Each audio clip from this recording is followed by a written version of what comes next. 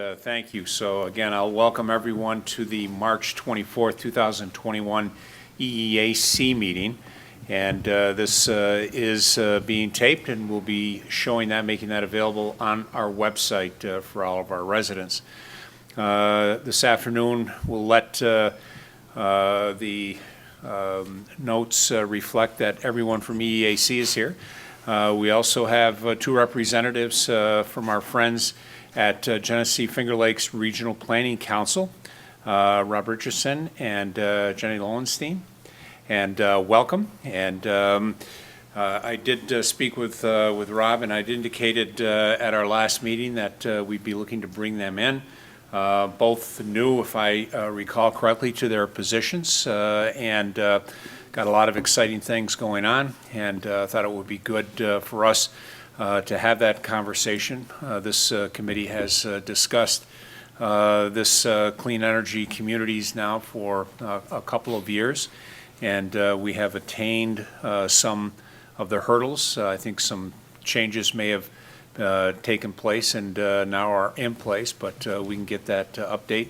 And I think without further ado, I will, Rob, turn that over to yourself and let you take it from there. Great. Well, thank you so much for having us. It is really exciting to be here. Penfield is a community that was a little bit ahead of its time in terms of its environmental commitment. This was where the first charging stations in Monroe County went in.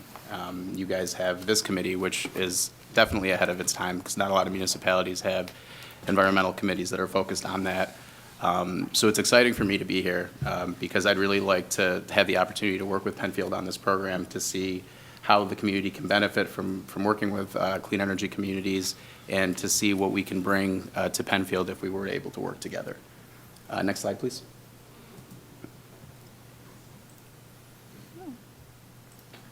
So just some quick introductions. My name is Rob Richardson. I am the Clean Energy Communities Coordinator for the Genesee Finger Lakes region. My background's in politics and government. I have a BA in that subject from the University of Hartford. And then I did about 9 years of youth development work for the YMCA Greater Rochester when I returned from college. I did my master's at Brockport in public management and public policy, and that's pivotal for how I ended up here because while I was in school, I met my future boss in the city of Canandaigua, who hired me to be the assistant city manager out of grad school. And in that role, I took charge of all the city's environmental initiatives. And it very quickly became my favorite part of my job.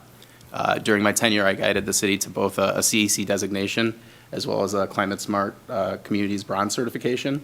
Both of those are two professional achievements, which I'm still extremely proud of. And that love for that work is what guided me to this position. When Haley Farrington decided to take another opportunity on, the opportunity to work with communities to find the same level of success and sustainability that we'd found in the city of Canandaigua was really too good for me to pass up. So I'm really excited to be here and really excited to work with a community that is already doing a lot of this work. In my spare time, I coach two soccer teams. I'm the boys varsity assistant at Harley-Allendale Columbia, and I coach the Canandaigua Attack Boys U18 team. I'd like to turn it over to my partner, Jenny, to introduce herself. Next slide. Hello, everyone. My name is Jenny Loewenstein, and I'm a planner with the Genesee Finger Lakes Regional Planning Council. As you mentioned, or you may all know, I'm very new to this position. I started in late January, but I'm really excited to be here speaking with you about clean energy communities and the other programs that exist. I have a bachelor's degree in landscape architecture from SUNY Environmental Science and Forestry in Syracuse, and I also have a master's degree in urban affairs from Boston University. So I recently relocated back to New York. I was living in Seattle for about 3 years and then Boston prior to that. I'm really excited to be back in the Rochester area, exploring the area, just generally exploring the area. But I have a background in transportation planning and housing policy and working with different county and city governments. So I'm really excited to take those expertise, work with you guys on the Clean Energy Communities program, and continue to work with other communities and really enjoy what Rochester has to offer. So I'm really excited to be here. Great. Welcome. Welcome. Next slide, please. So as Tony alluded to, this is the second iteration of the Clean Energy Communities program. The first iteration ran from 2016 to 2020, and it was the state's attempt to help municipalities start to prepare for some of the changes that are coming down the line in terms of environmental responsibility and energy sourcing. By 2040, the state expects to source all electric from 100% renewable sources. So the Clean Energy Communities program, the initial offering was a way to help municipalities start to shrink their carbon footprint and make some of those adjustments before the state did and made them mandatory. Next slide, please. The first round of the program was really successful. Statewide, over 600 communities participated, with more than half of them receiving a certification, and almost 1,900 high-impact action items were completed. And what's great about that is they were done locally, but these are the kind of actions and items that spill over and increase the quality of life for residents, but also get the ball rolling in other communities and get them involved as well. Next slide, please. And this is just a snapshot of our region. As you can see, we had pretty solid participation, and we are one of the leading regions in terms of those three categories. So Jenny and I are both really excited to not just work with the communities that have already engaged the program, but to start working with new communities so that we can help them start to make some progress in this program, and get some of the rewards and some of the acclaim that comes with it. Next slide, please. So the second round of this program is called the Leadership Round. And it's an extension of the first round of the program in that it kind of takes things to another level. A lot of it has remained, a lot of the high impact action items have remained, but they've put $17 million behind it statewide to incentivize communities to think about taking some of these actions on, but also to help municipalities potentially do projects they wouldn't have the resources to do otherwise. NYSERDA has really gone out of its way to provide resources for communities. They have toolkits for every single one of the high-impact action items, which is great because it's a how-to, it's a step-by-step, it's templated documents and legislation that you might need to use at some point, and it's resources to help you with that particular item. In addition to that, NYSERDA provides each region a Clean Energy Communities Coordinator, and that's myself and Jenny. And our job and our goal is really to do everything that we can to make this process as seamless as possible for the municipalities that we work with. These projects are important, but they're not the kind of thing that day-to-day may always get the kind of attention that it needs to. And it's these kind of initiatives that are easy to maybe kind of fall to the wayside from time to time. So we want to make sure that this is not a burden for the communities that participate. And we want to make sure that they know that we are a resource that's here to help them complete whatever they need to complete so that they can be successful. Next slide, please. So there's three types of grant funding available in the leadership round that are open to all participating communities. The first one is a designation grant, and that is a community completes 4 high-impact action items of their choosing. They submit them to NYSERDA for approval, and they get a $5,000 check, which is a no-match grant that can be used towards any future clean energy or green initiatives. That's really unique in New York State because most grant programs have some sort of match, whether it's in kind or financial. So NYSERDA is taking that off the table to really get communities to move forward and not have to worry about how they're going to cover their end. The second type of grants that are available are point-based grants. So the more of these items that you complete, the more of these actions that you complete, they have point values attached to them, and we'll talk about those in a few slides. There's 3 point levels that you can achieve, which are 3,000, 4,000, and 5,000, and with each one of those, there's the potential to access grant funding. And then the last one is action grants. And there are 2 items that are high-impact action items, which are the New York Stretch Energy Code and community campaigns. And if you're one of the early actors to complete one of those items, it does come with points, but also an additional $5,000 grant for completing that particular high-impact action item. Next slide, please. And as we mentioned, the designation grant, the 2 of the high impact action items need to be completed after August 1st, 2016. So there are some things that have been done previously that can count towards this. You get this grant, it just comes in the mail. You don't need to submit any kind of project application. It's essentially just a gift from NYSERDA to say thank you for your participation and we hope you continue. There's no strings attached. It's a very simple application process. You do it online. And the turnaround is fairly quick. Next slide, please. Question? Sure. Can the high-impact actions that the community has accomplished be used in more than one level? Like if you used them for the 4 and they qualify, you can keep bringing them forward? That's a great question. Yeah, so the point levels are not mutually exclusive. So it's not like you have to make the decision at 3,000, 4,000, or 5,000 points whether or not you want to cash in. You can actually use those points at all levels moving forward to potentially get to 5,000. All right, thanks. So as you can see here, these are the leadership point-based grants. Penfield is a small to medium community of less than 40,000. So for the first 40 communities in this region to hit the 3,000 point mark, there's a $10,000 grant award. For the first 10 communities in this region to hit 4,000 points, there's a $20,000 grant award. And for the first 4 communities in this region to hit 5,000 points, there's a potential $70,000 grant award. If you manage to accomplish all those, it's a potential $100,000 coming into the community that is not it's not matched. So that's money that the community can spend however it chooses. Next slide, please. It won't work.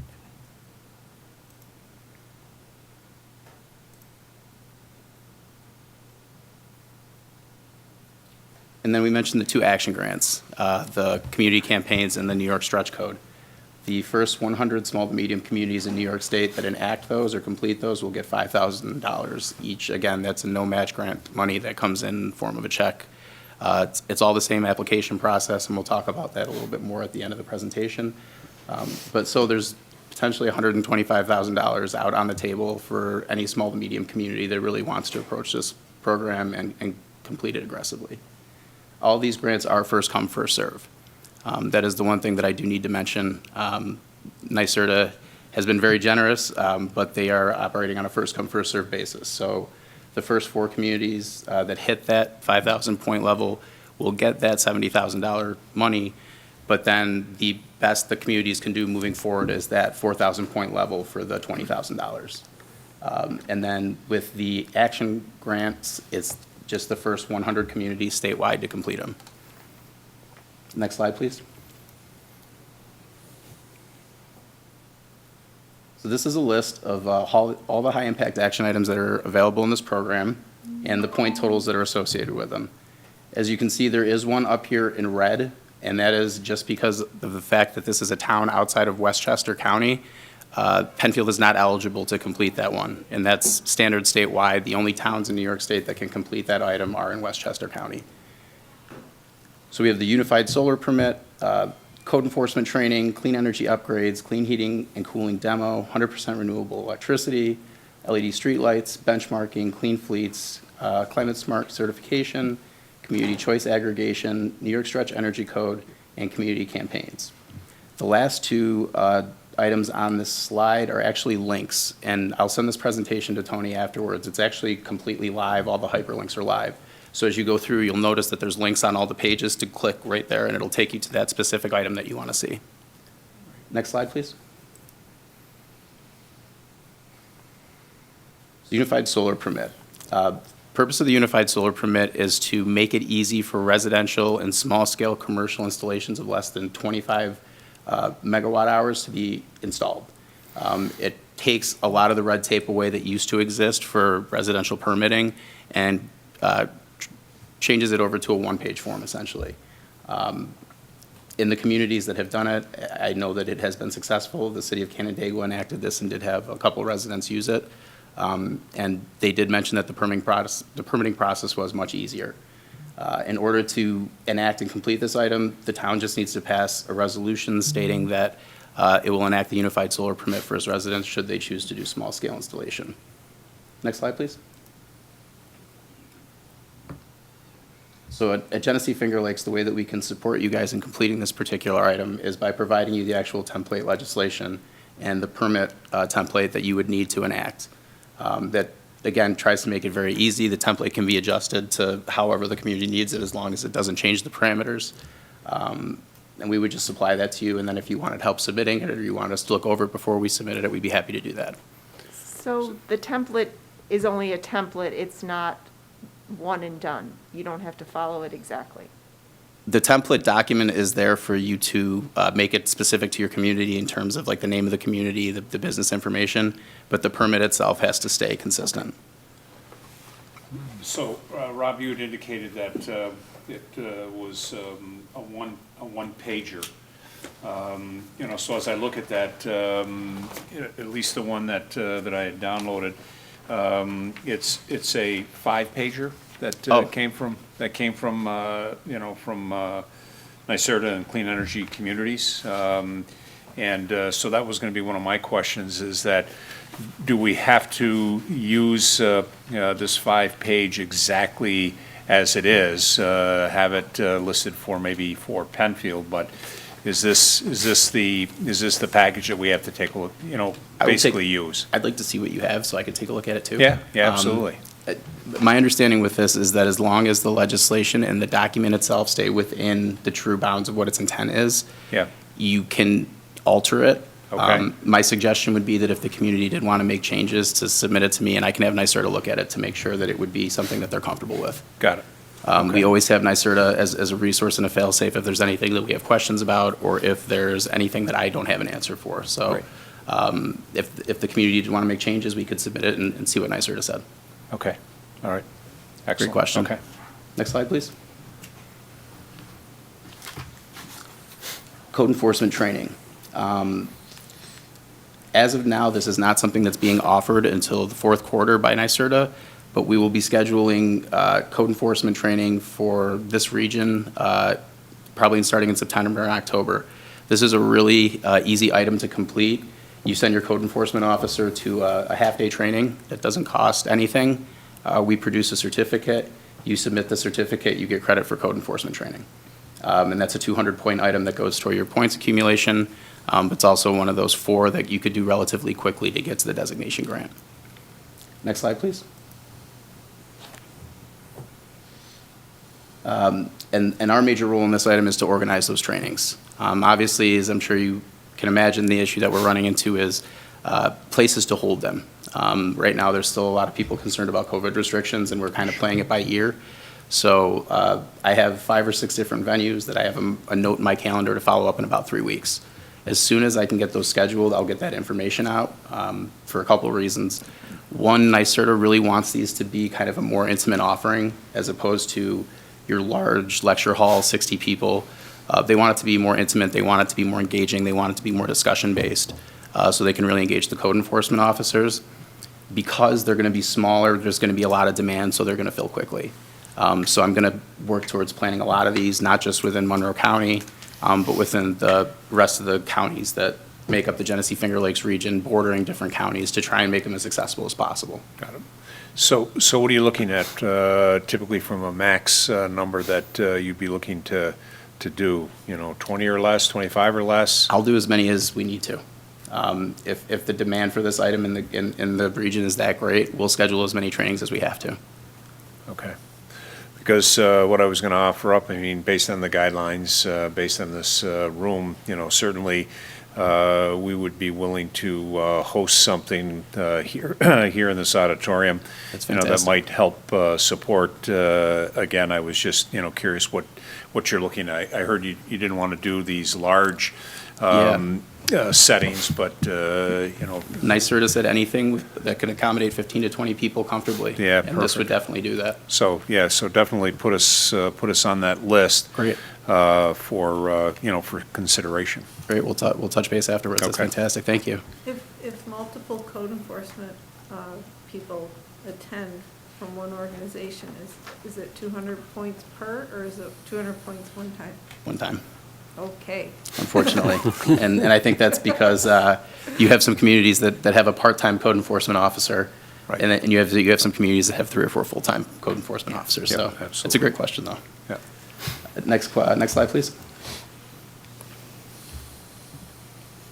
Clean energy upgrades. So these would be anything that the community has done, particularly with municipal operations, to reduce its GHG emissions.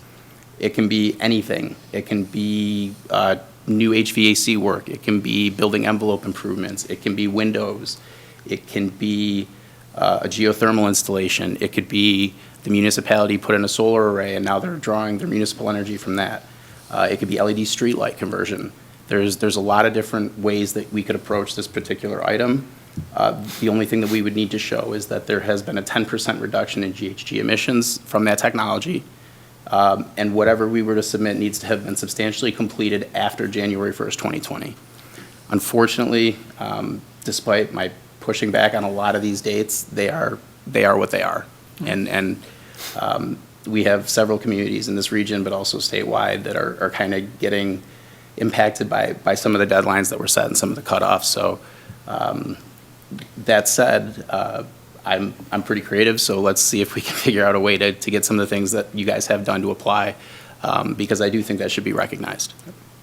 You have to draw a line in the sand someplace, and there's Yeah. always going to be folks on one side and the other. So, Absolutely. I get that. So, all right. Next So slide, please. going back to the August 1st, 2016, for that particular category? Yeah. If we had a project that came in after that date that was completed, We could absolutely submit it. we could submit it. I would argue that you could, because it says two of them have to be completed after the fact, Yeah, and substantially completed by January 1st, 2020. So right. I would want to look at that and talk about that one offline, Okay, if we were going to look at specific things. Okay. So it was before January of 2020 as opposed to after January of 2020? Do that, can you back up? It depends. It really depends on the item. Two were after Two were August before. 16th. Two of them have to have been completed after August 1st, 2016. Right, that one I caught the 2016 date. But then with some of the specific high-impact action items, they have different cutoff dates that are set that we can't budge. okay. So how we can help you with this at Genesee Finger Lakes, we would actually set up the Energy Star portfolio database for you, and then we would help train your staff out on how to use it and maintain it moving forward. We would provide the Clean Energy Upgrades Calculator to make sure that whatever technology we were submitting for this item did meet NYSERDA's qualifications. This one can be kind of tricky, especially if numbers are put in the wrong places, so we would be happy to help with the documentation in this one and the submission process of this one as well. Next slide, please. The Clean Heating and Cooling demo. This is the implementation of a geothermal or a heat pump unit on a municipal building of larger than 1,000 square feet. This has to have been substantially completed after January 1st, 2020. It's one that can have a fairly substantial cost attached to it, but there is some money available through NYSERDA and a couple other programs should a municipality want to explore this. There's also several programs for residents should they want to look at doing a geothermal or a heat pump installation on their homes, and we'll talk about that one a little bit more in community campaigns. Next slide, please. And the way that we can help you with this one at Genesee Finger Lakes is we can provide you the information about the various technologies that you might be looking to utilize to see which one is the best one for you.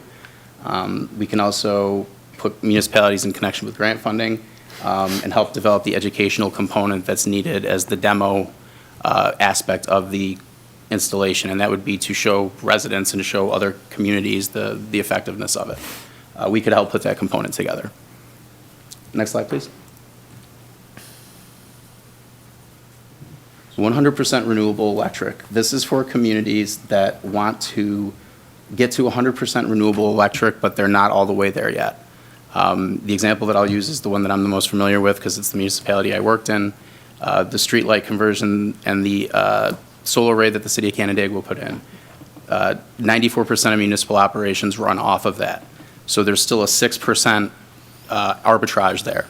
If the city wanted to, it could purchase clean energy credits through NIGATs, the renewable energy credits, to cover that 6% energy usage to ultimately give them a zero carbon footprint.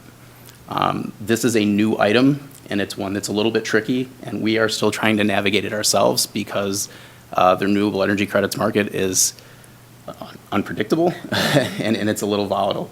But we're working with the state to get our heads around this one so that we can help communities get to the right resources and to help them find suppliers for these renewable energy credits should they want to pursue this. If the town pursued CCA in regards to 100% renewable, would that qualify for both CCA as well as this section? It's a really good question. CCA pertains really only to residential, Oh, okay. whereas this one is more about municipal operations itself. Good question, though. Next slide, please. Yeah, just on that one. Yeah. So you mentioned working with energy credits, right now, we're probably in the high 70% if you look at the electric usage. So if we either did credits or did a follow-on system, then we might be in the running or something like that. Absolutely. Okay. Yep. Next slide, please. So it's really interesting because when I talked to Tony initially, I don't know if you guys realize how close to being a climate-smart community you are. You do a lot of the things organically that are parts of that program. In particular, this group would be something that would count for points. The events that you host would count for points. Your website and the outreach that you do would all count for points. The Clean Energy Communities program is really kind of just focused on that, clean energy. Climate Smart it's more broad, it's more reaching, and it encompasses more with sustainability, more with land use. I would love to talk to someone about some of the things that you guys are doing because I really think you're close to a bronze certification potentially, especially knowing that you get about 40% of the points right off the bat from passing a resolution saying that you will be a climate smart community, officially naming a climate smart coordinator, and then designating a group to be your climate smart task force. That's essentially all of the chunk for the first high impact action item for that program, and it's about 30 or 40 points. So I think you guys are actually really close to being a bronze community, and it's just a matter of looking at what you've done. The difference between CSC and CEC is CSC allows for a little bit longer of a time frame for some of the items in terms of completion. So for some of them, it can go back as far as 7 to 10 years. As long as it was completed within a 7 or 10 year time frame, depending on the item, you can still submit it for credit. Next slide, please.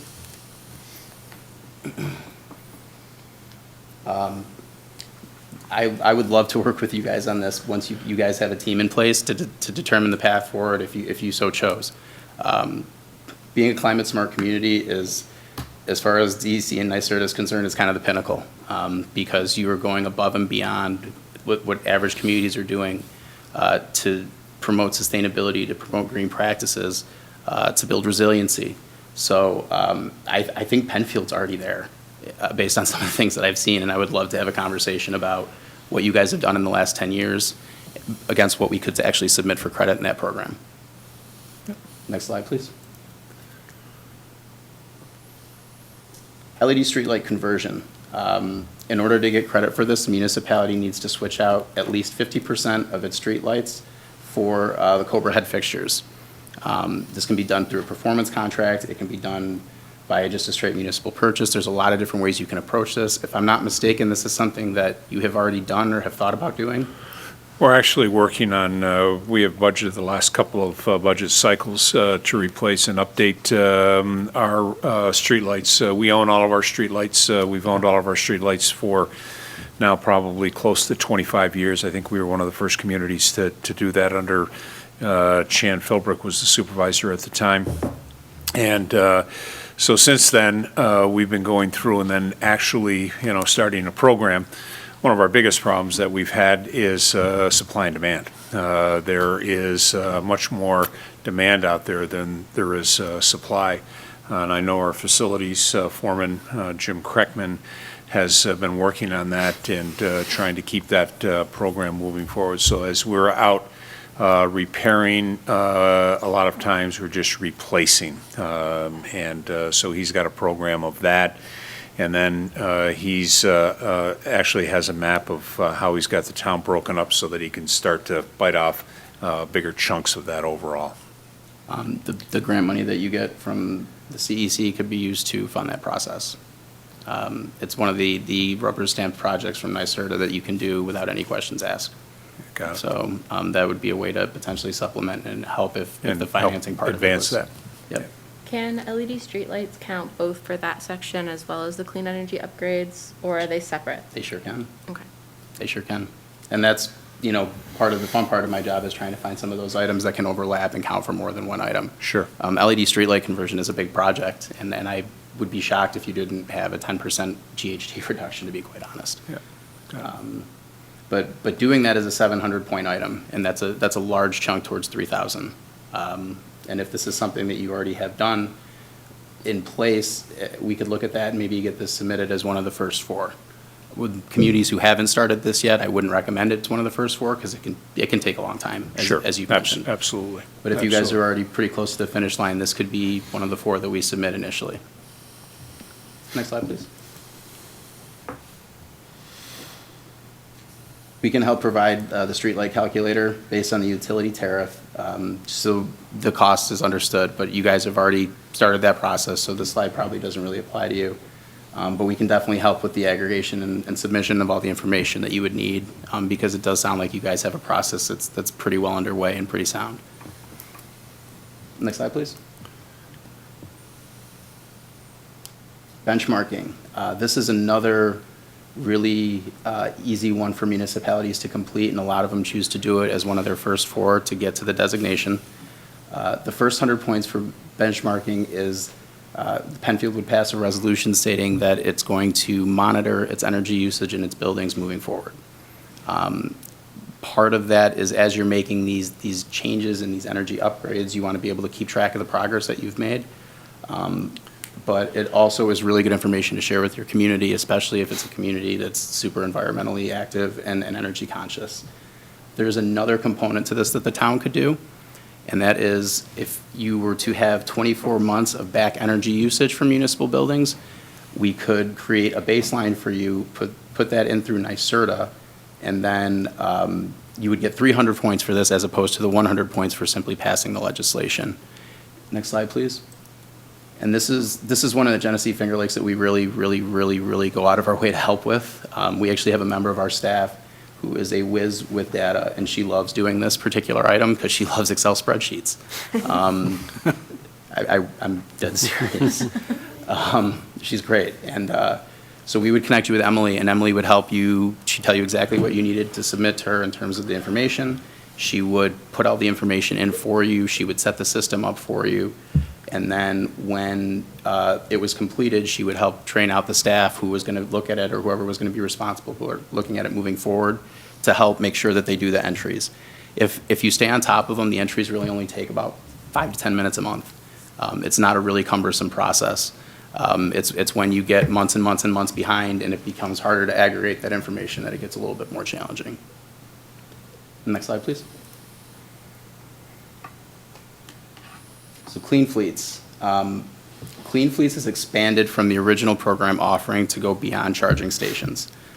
Now, if you were to install a charging station, it would be a 200-point item, and you would obviously get credit for completing Clean Fleets. The addition to this time around is they've expanded it to light-duty and heavy-duty vehicles, actually.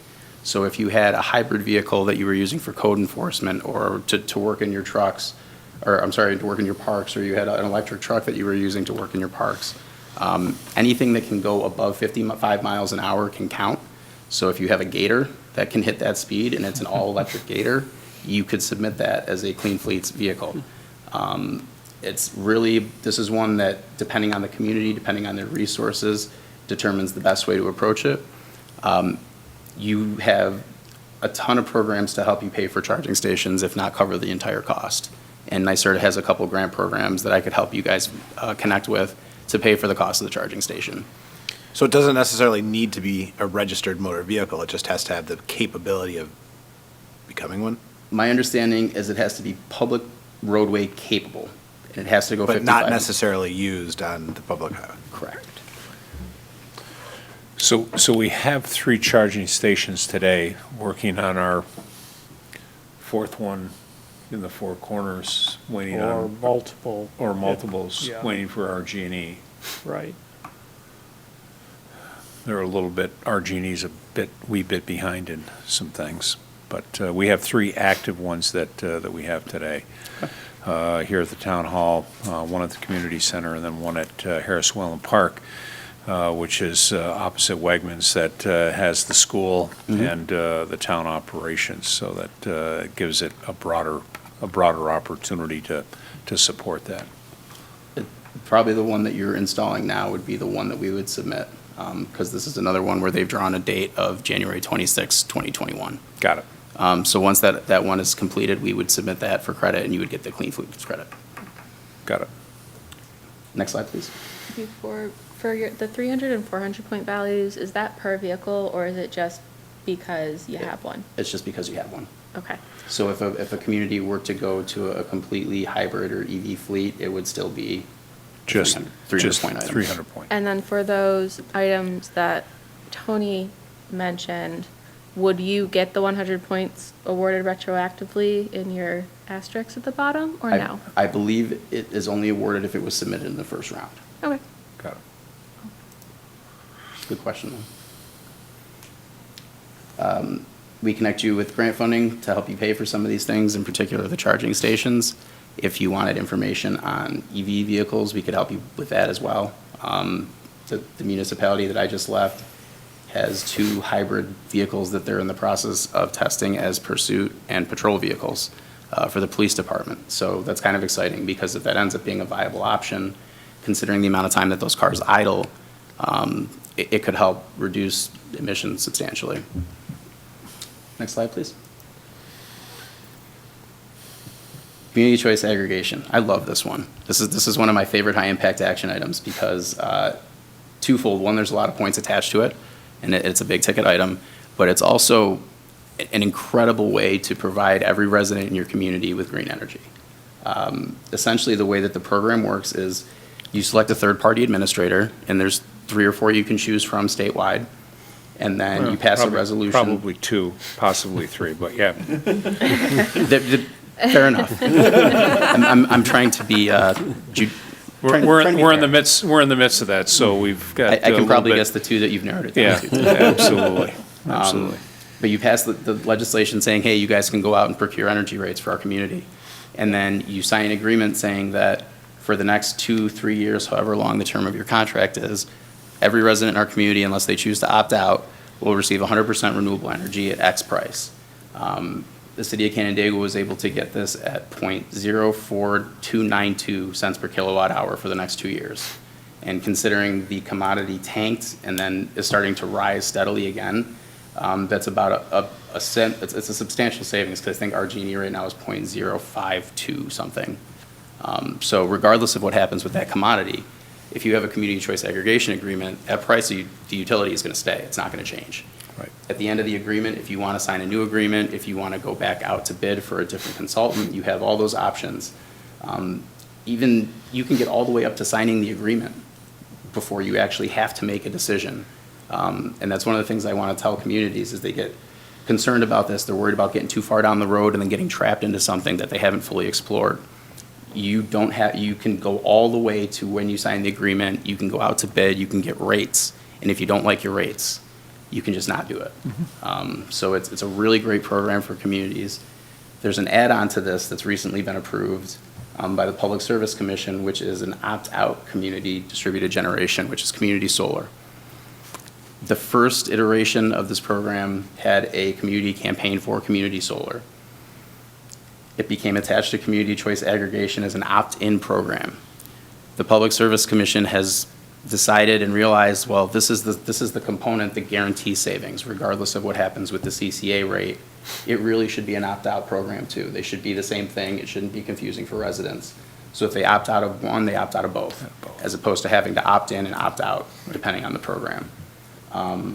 If the community were to do community opt-out distributed generation and get 600 accounts, that's another 500 points. So this could potentially be a 2,000 point item once it was all passed and signed. Next slide, please. You guys are well ahead of this process because you guys are already talking to third-party administrators and are already getting kind of close to making a decision. But we can provide template legislation. We can provide template MOUs potentially for when you would go to power suppliers. We can even help coordinate events to promote CCA in the community if you wanted to do something specifically about community choice aggregation to help educate the public. We're happy to come in and do that as well. But yeah, I love this one, and I really encourage communities to pursue it because the ripple effect is tremendous. But it has to be the renewable energy component of it. It has to be 100%, yep. Next slide, please. The New York Stretch Energy Code is another big ticket item that I'm encouraging communities to consider, not just because there's the 1,200 points attached to it, but there's also a $5,000 action grant for the communities that can decide that they want to enact this first. The thing about Stretch Energy Code is, what is the current code that was approved in March of 2020 was the Stretch Energy Code in 2017. Every 3 or 4 years, the state energy code upgrades. They can't tell us exactly when it's going to be enacted. They can't tell us in exactly what form. But what is the stretch code now in this program? Substantially, in some form, will become base code at some point in 2023. It's an overlay on your existing code. So it's not a replacement code, but it's a little bit more stringent, and it essentially equates to an 11% energy savings in the community. So it's one that if your community is doing a lot of build out, if they have a lot of projects already underway, I might not want to recommend that because you don't want to change the game on developers midstream. But if you're not anticipating a lot of build out in the next year and a half or 2 years, this is a really good opportunity to be an early enactor of something that's going to be base code at some point, get some recognition from it from the state, get some grant funding, and set yourself up to be prepared when it does become standard code in 2023 at some point. And again, residential only. Yes. Next slide, please.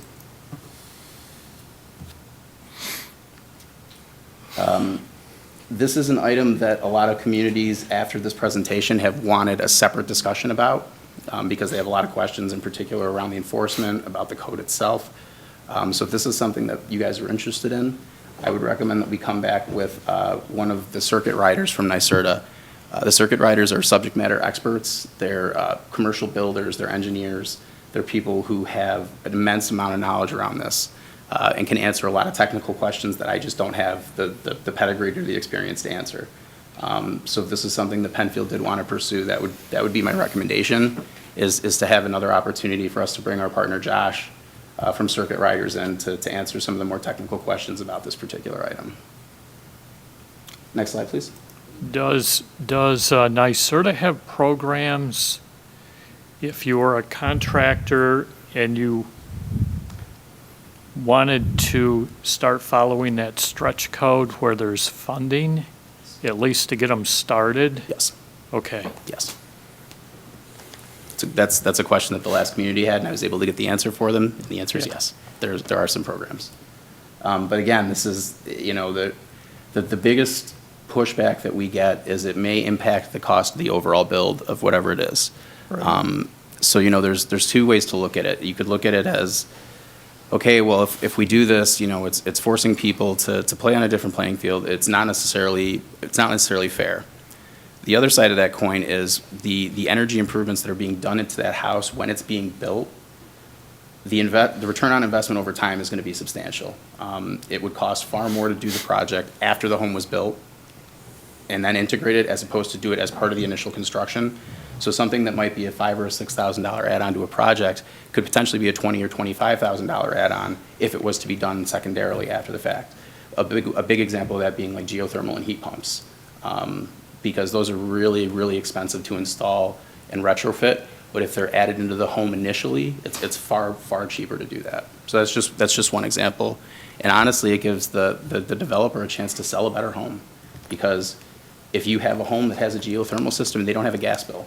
And that's a huge differentiator from a different house that you may be looking at that does. So the last action item that we have is community campaigns. There are 4 of them potentially that you could run. They are community solar, electric vehicles, clean heating and cooling, and energy efficiency, and demand response. The caveat to these programs is that you cannot begin them for credit until NYSERDA has officially approved the scoping document that you submit. This is another item that has garnered a tremendous amount of frustration across the region and statewide, because there are a lot of communities who in the last 6 months to a year have done very similar campaigns to this. They just weren't approved by NYSERDA. A community of 2,000 people gets 15 people to participate in a heat pump program is a tremendous, tremendous accomplishment. They won't be able to get that many again, and they won't be able to submit what they've already done for credit. So this is one that at all levels people are kind of pushing back on to see if we can get some leniency. Because I think you guys in the last 6 months to 12 months did a geothermal campaign that was pretty successful, if I'm not mistaken. I don't know if we've done a campaign. I know we've had some applications and there's been some building permits submitted That's what it for was. it. That's what it was. So I know our building department has issued permits for some, but I don't know if we've done a A formal campaign. formal campaign on the town's end of it. Okay. But what's great about these is they are all action grant eligible. So for every one of these 4 that you complete and you get the required number of participants, it's $5,000. If the community chose to do a comprehensive campaign and do all 4 of them at once, and they met the thresholds for all 4, that's a $20,000 grant, but that doesn't have any match attached to it. This is a really, really, really good way to engage community partners. This is not something that I would ever suggest municipalities do on their own. There are subject matter experts that you can bring in to help with this stuff. There are resources through NYSERDA. You have Jenny and I who can help. These campaigns are meant to give the residents an opportunity to engage on a higher level, but they're not meant to become something that the municipality is overwhelmed by or doesn't want to participate in. So there's a lot of mechanisms to help make these successful. This is also a really great way to engage community groups, like citizen-led groups. So would it be reasonable to think about putting sessions together through our recreation program? That, like, we have continuing ed and evening programming for residents. Potentially, yeah. It could be in the form of classes, and could these subject matter experts come in and be the presenters? Potentially, yeah. So we could offer it to our residents, and we could get grant funding for having done so? That's a great idea, actually. You could absolutely do that. The only caveat is that you We've done have. it in the past. Yeah. With our- You ourselves. just have to make sure that you hit the number of participants, and for a community of this size, I think the threshold is 10. So you could absolutely do it that way, and it would just be a matter of NYSERDA approving the scoping document that got submitted. And we can help you fill that scoping document out and help you outline that. So that's a really good idea, and if it's something that you wanted to do, I would be happy to help you put that together. What if you were to run it? I'm sorry, I didn't hear what you said. I said, what if you were to run What if I was to run it? it? Well, I mean, you know, a member of your team or, you know, one of your experts from NYSERDA, you know, We have to be careful that we don't trudge into something that could be construed as consulting, Okay, but we could definitely get you in connection with the right person to help you run the campaign. yeah. And we would definitely be able to support the campaign. I just don't think we could actually run a campaign, because then I think we're opening up Yeah. a can of worms that, The line becomes very blurred. yeah, No, I get that. Yeah. But we have that continuing ed, you know, we've got the DEER program, That's you a- know, and that's a and great some things idea. like that, that is very active. Mm-hmm. And, Years ago, how long ago did we do that, Sabrina, in here, where we had Yeah, we did that different- energy fair Yeah. here. We got about a dozen That's a people every CSC item. program, Yeah. didn't we? And we did the lecture series, right? Yes, It was that's like- what I'm- That's what you're Right. talking Yeah. about, the Yeah. lecture Yep. series? Yep. Yeah. To clarify, these community campaigns, are those more along the lines of just presentations? So if we wanted to do a campaign for community solar, that wouldn't be enacting like community solar opt-in or opt out. That would just be more sharing information? Like a TED Talk? but within those, there are thresholds Those of participation that you need to reach. yeah. So it's not as simple as just having people show up. You would need people to actually engage beyond that initial discussion. So for like the clean heating and cooling campaign, we'd connect you with Heat Smart Monroe, and they work with different heat pump installers, and they have the potential to do energy audits on your home and get you signed up to get heat pumps installed. So you'd work with them on that process, and they would do all the marketing for you to advertise potentially doing heat pumps in your home. And then we'd need like a certain number of people to get an energy audit or actually install a heat pump? which- There's a threshold for that one. There's a threshold to have the number of people to do an energy audit, and then there's a threshold for people having a heat pump installed, I believe. Okay, so, But both count as participation. Yeah, there's some great programs out there. We took advantage of one last year because we needed a air-to-air heat pump replaced. And with NYSERDA, it was a $4,000 offset in price. And the other part was 0% interest for 15 years on that system. That's incredible. So Yeah. for a lot of people, you know, it makes it extremely affordable to upgrade. Yeah. But it's communicating that to people too, because a lot of people don't know the programs are out there. Exactly. So part of that community campaign would be the funding mechanism, is in educating people on how to fund these programs for their own homes. Because like you said, that's extremely important, because they are very expensive. And the contractor does all the paperwork, basically. You just do a simple application. And, Yeah. and all the contractors have been vetted. We actually just Right. went through RFPs for a different county heating and cooling program, and they get scrutinized. There was 30-something respondents, 11 got chosen for review, and they were picked apart. So whoever the contractors are that are working in this program are going to be top quality. Absolutely. Is Pearl certification, is that NYSERDA? Have you heard of that? Pearl certification? Pearl certification for residential energy efficiency? I don't think that's NYSERDA. Okay. I'd have to look back, because Might the be. contractor I worked with, they were promoting that too. Okay. I could be mistaken. I think it might be NYPA, though. Yeah, it may have been. It may have been NIPA. Yeah, so for like the electric vehicles one, I mean, on an annual basis, Penfield has hosted an electric vehicle fair day sort of thing. Is that the kind of thing that would count? And- That would be part of it. That would be the outreach and education component. It would just be the back end of it, of getting some people to participate in it on a higher level. And that would be in the form of potentially setting up relationships with different dealerships. If you had residents that were interested in purchasing hybrid or electric vehicles, setting up some kind of collective to help residents access those. There's a couple different ways you can approach that. I'm just thinking, you know, yeah, so we'll get 5 people to spend $60,000 on a car would be, Yeah. it's like, that's a pretty high demand of a community, right? I don't think they have to purchase the car. Okay. It's slipping my mind what the participation is for that one right now. I apologize. Yeah. But I don't think that 10 people in the community would need to buy a vehicle. I mean, because I know we definitely had dealers come Yeah. and bring new vehicles and. Right, and we were working with another group, and in fact, that was, part of it was NYSERDA funded, and they had metrics for the number of ride and drives. They'd keep metrics for that got reported back to NYSERDA, and those events we've had in Penfield. Yeah, is this your 10th year or 11th coming up anniversary? I was trying to figure that out. Well, we missed last year, but I Yeah. think it's 9 or 10. Yeah, I think it might be 10-year anniversary. Yeah, yeah. I was going to look at that for your news release. Oh. But that education piece is really huge, so that you can absolutely include those fairs and other types of activities into the scoping document.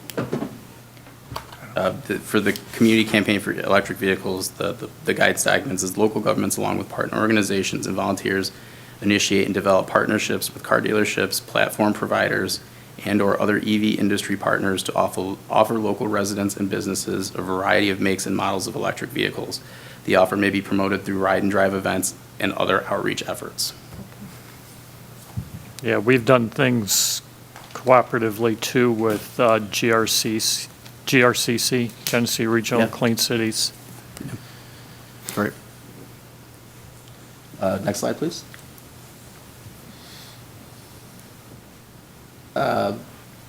This is how we can help. We can help you devise these campaigns. We can help support these campaigns. We have template RFPs. We can help you identify partners to work with on these community campaigns. We'll coordinate with NYSERDA to help make sure that the program gets approved and that you could get the credit you would deserve for running this particular program. We could work with those partners to help with the engagement strategy, because essentially you know your community best, and you would be the best outlet to try and figure out the best way to reach the people of Penfield that live here in the town. So we would work with you to make sure that messaging was right, so that whatever got sent out by the partner or by you was the message that you wanted your community to have. Next slide, please.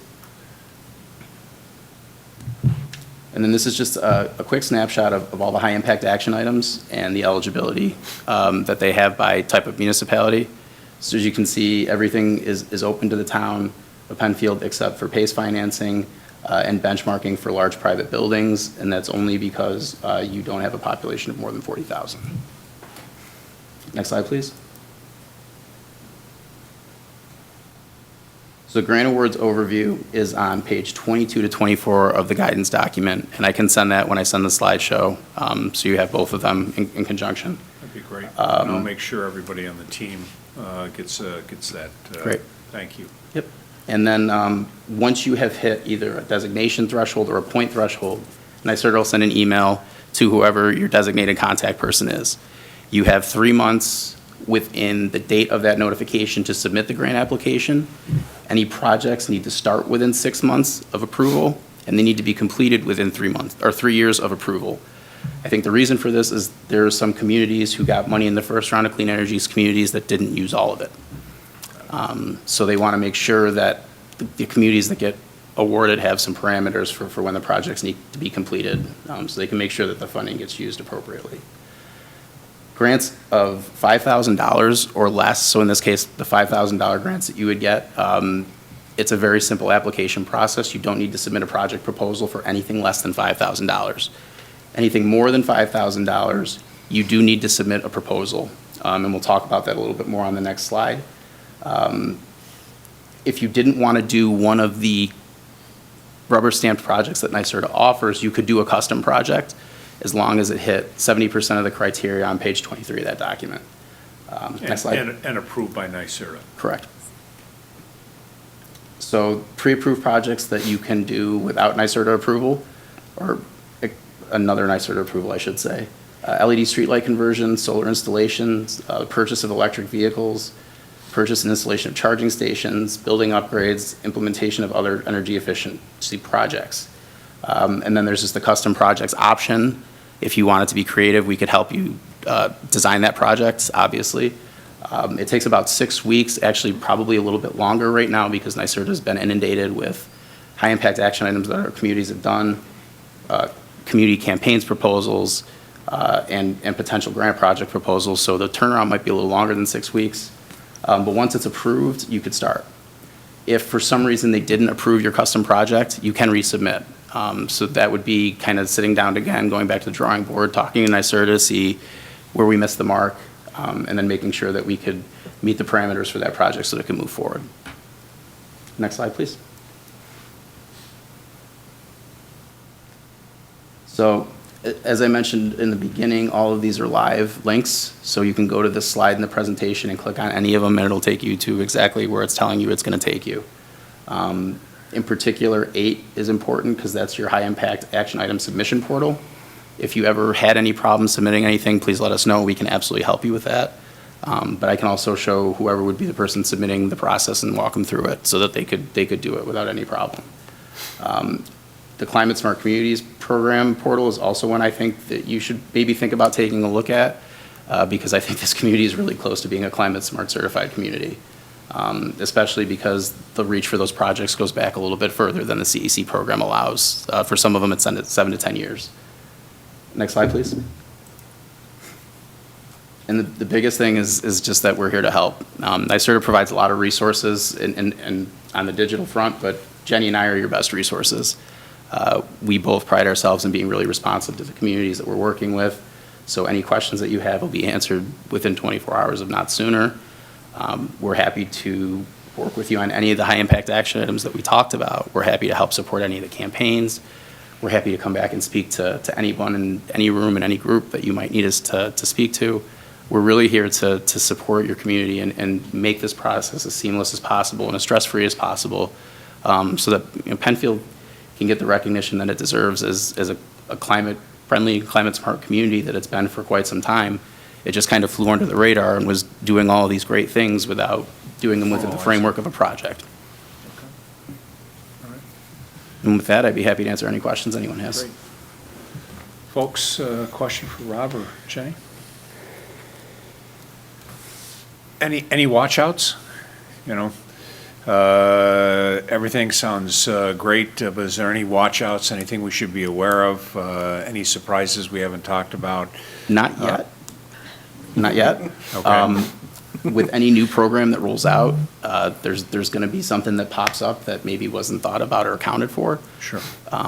With the exception of some of the feedback on the dates from some of the clean energy community coordinators, though, we haven't had any surprises. Knock on Formica, or whatever this material is. But I haven't heard of any. But also, you know, if those were to happen, it's our job to communicate and make sure that everybody's aware of what's going on. Got it. With anybody that we're working with, because we'd want all the communities that we're working with to be on a level playing field. Sure. And certainly that's the key, Yeah, obviously. absolutely. Right. You mentioned the funding is 17 million right now. Statewide, yes. Is funding going out at this point in time? That's a great Okay. question. On the NYSERDA webpage, there is a tracker for each region, Okay. and it shows you how many grants are still left under each category for each specific one. So Okay. there has been one 3,000-point designation award grant that has gone out. Mm-hmm. The rest of them, as of the last time I checked, was yesterday, have not moved any. So they're still at the same levels they were when the program started. Okay, so there's like a dashboard of that funding that you can kind of see? Mhm. Okay, Yep, and there's also, one of the resources on that resource slide is a community report card. So as Penfield starts to submit items and they get approved, you'll actually be able to Start to go track right that. in and you can start tracking Yeah. them right on that website, which Yeah. is a great tool because it's helpful in making sure the communities are getting credit for the things that they're submitting, but it also helps us keep track to make sure that you're getting the credit for the things you're submitting. yeah, and I know for programs like this, it's usually the first ones that can submit. That's the best advantage. Not to say that from time to time, they may put additional dollars in a lot of these programs, but you never know. I think the way that they've structured the funding in this round, it's meant to be more sustainable.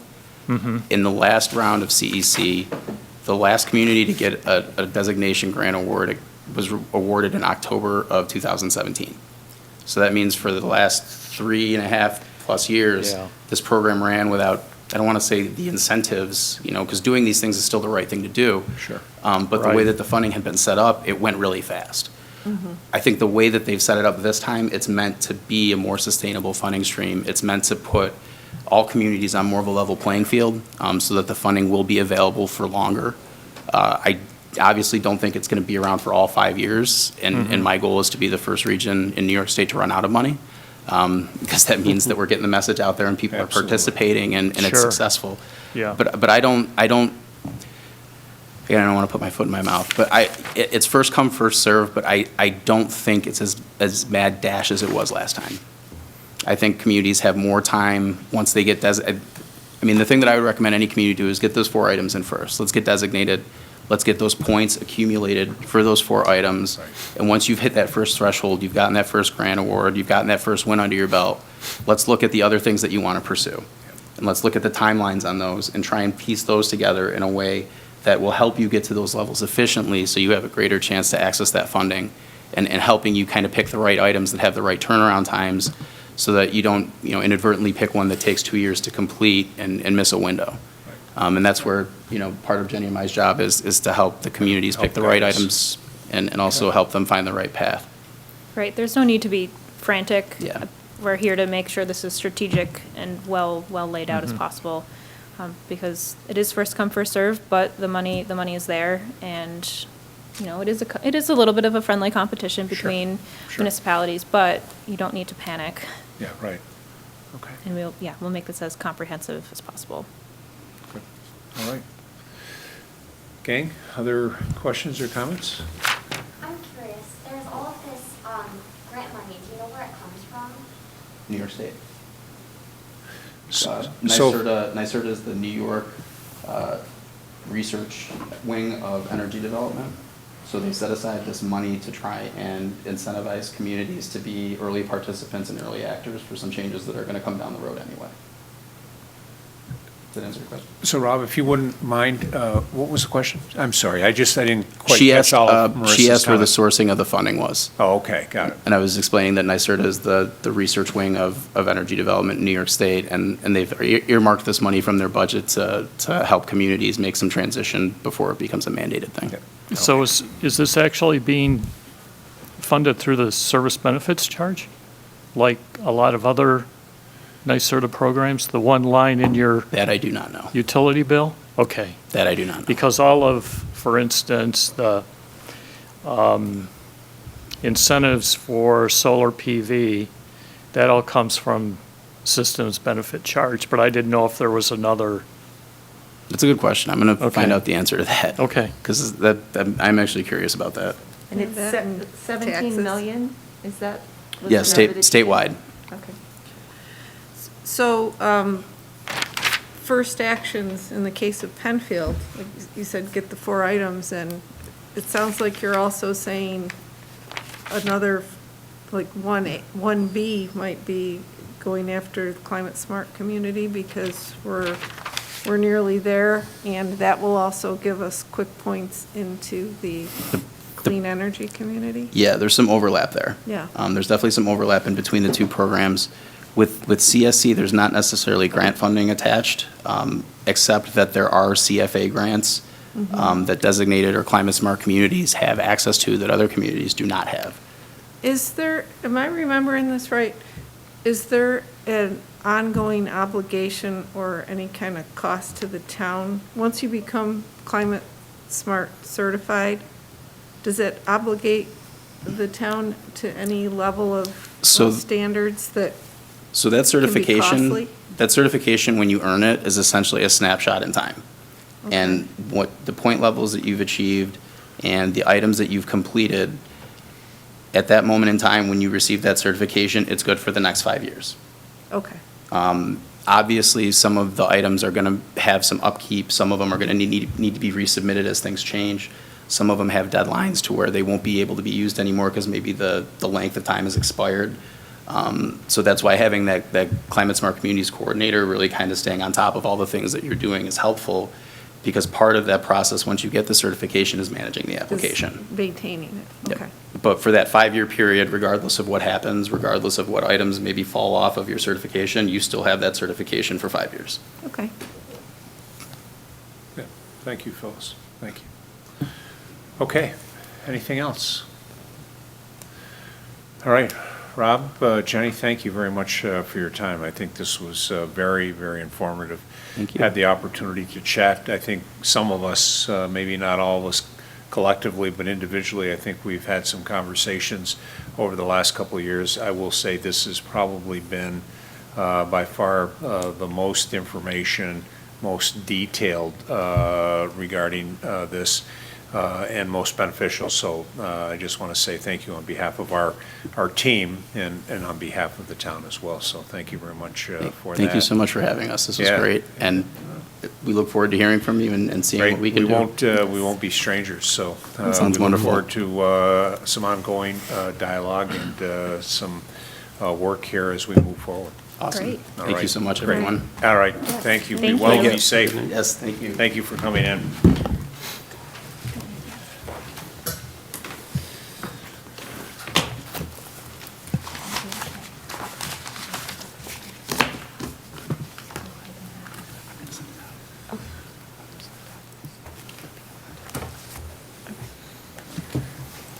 Okay, well, as Sarah and Rob and Jenny are wrapping up and making sure we've got thumb drives and everything like that, thank you very much. Great to see you folks. Bye-bye. Thanks again, thank you. So we have one other item that in our time allotted here that I would like to just get caught up with. We've been ongoing discussion with our RFP. We've had a lot of information that has been turned in, not only from the two firms, Good Energy and Joule/Rockchicity. We've had comments that have come in from committee members, thank you for that, and other questions that have come up. Sarah has done a wonderful job of keeping track of our of our matrix that we have been working on. And I think she's going to take just a minute and kind of give us a snapshot of what's changed or what's been added to since our last meeting, which was in February 24th. And Sarah, the floor is yours, and then we'll talk about some next steps from there.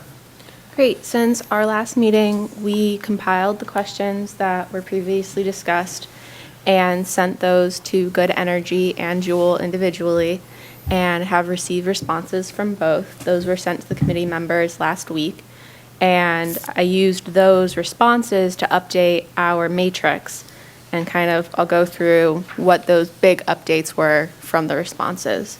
So currently, Jewel has 11 operating 100% renewable CCA programs.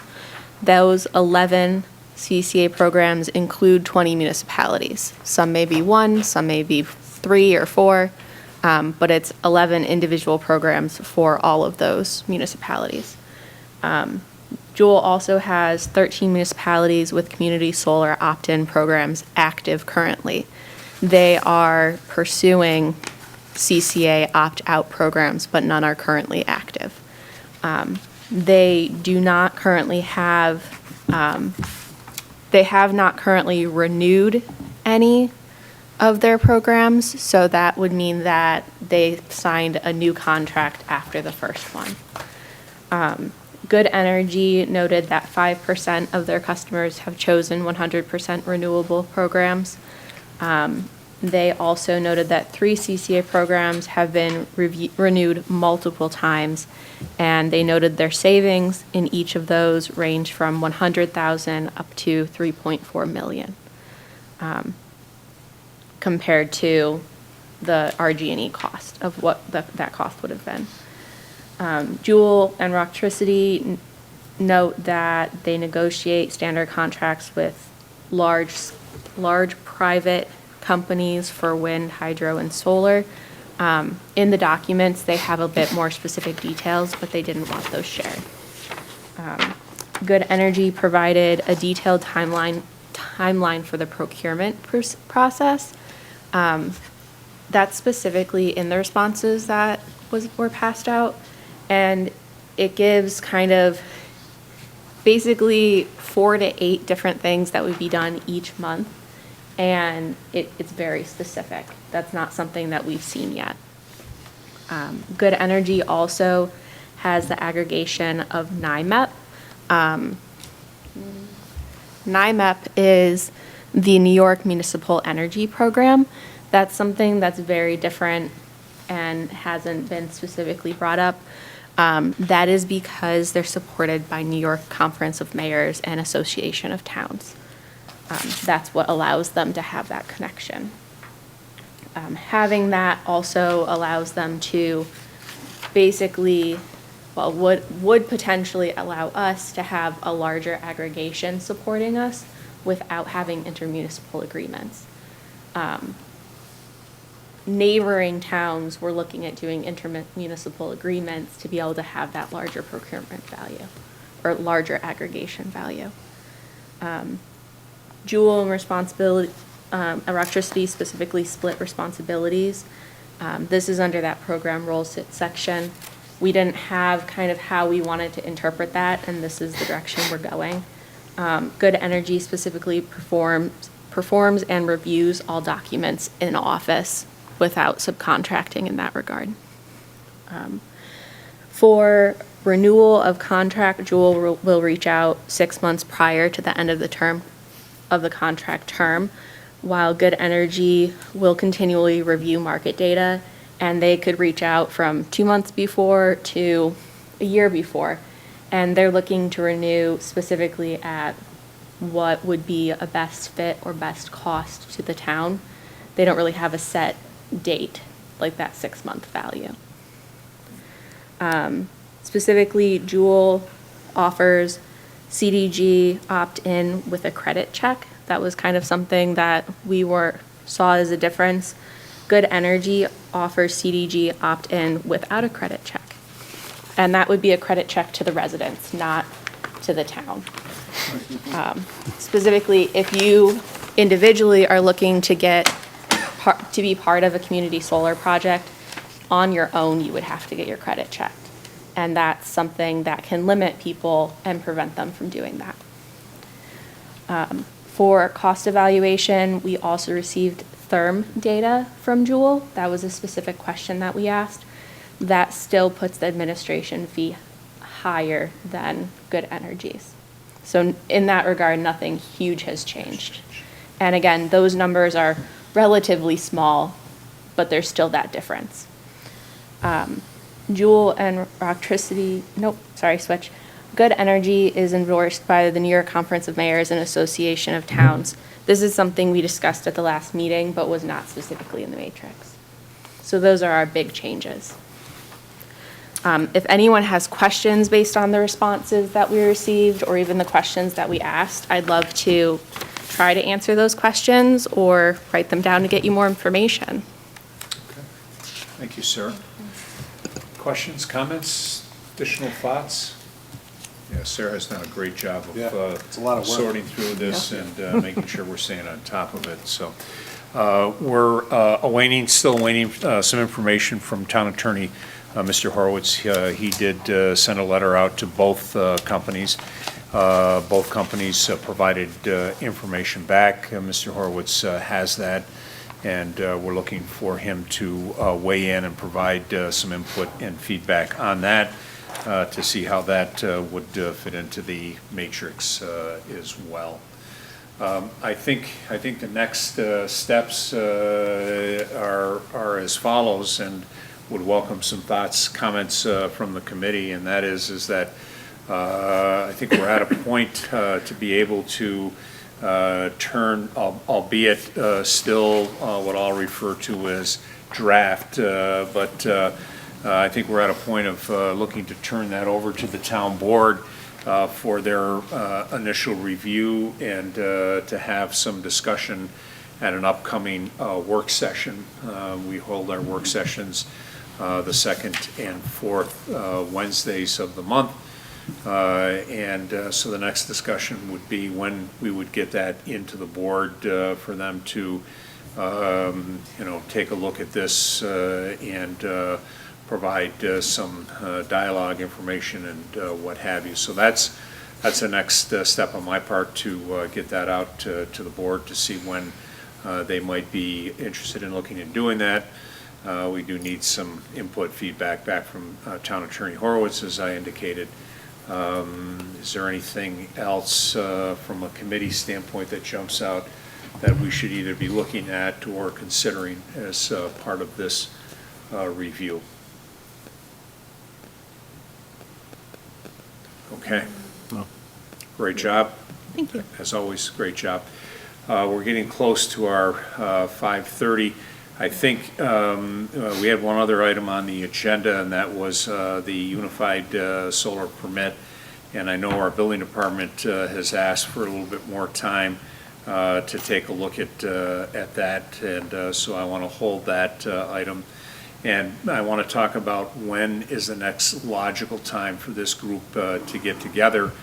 And while we may not be able to answer that right now, maybe until after we get a sense of when the board wants to have their work session discussion, because I think it's important from that work session, any feedback, input that comes back, that we get it back to the committee to kind of look at, digest, and what have you. So what I'll look to do is here between the rest of this week or early next week, see if I can get that locked up as to when the board might be looking to have that work session. And then from there, we can toss out some dates to get together. I might suggest that if need be, to try to hold a meeting on a Wednesday in April, if that's possible, based on everybody's schedule. But again, let me get that feedback from the board as to when they would like to see it, because again, I think it'd be important to have that discussion after that work session. Yeah, it looks like in April, If it was the 28th, there'd be 2 work session cycles. Right.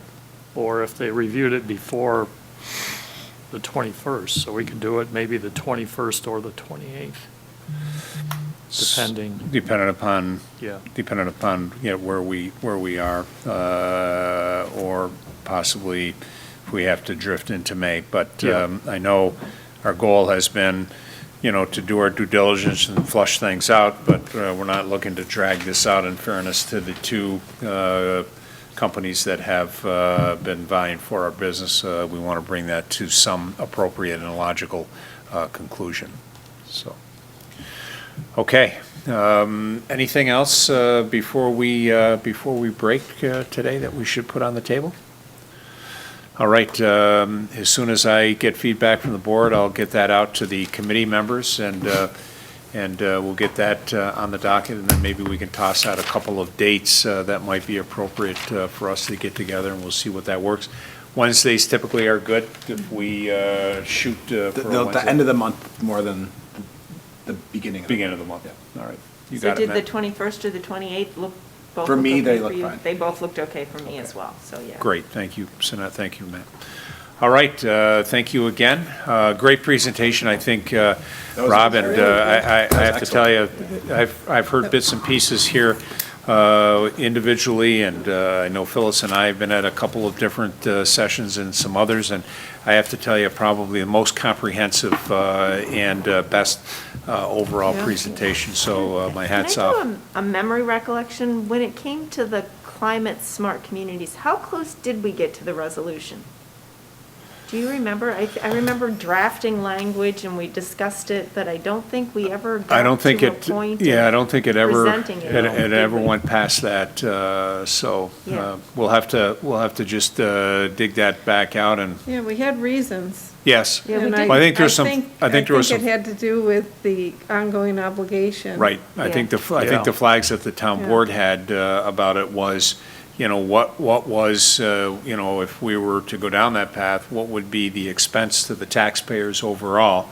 You don't Yeah. expect something for nothing, but on the other side of the coin, you don't want to get into a program that cost taxpayers a lot of money. So we're trying to balance, how do we do the right thing and hopefully Yeah. realize some savings without going through and having added costs to programs. So we'll get that dusted back off. All right.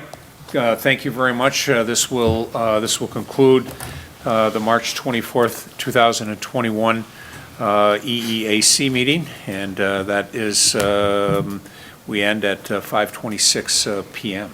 Thank you very much for everyone participated, and look forward to seeing you soon.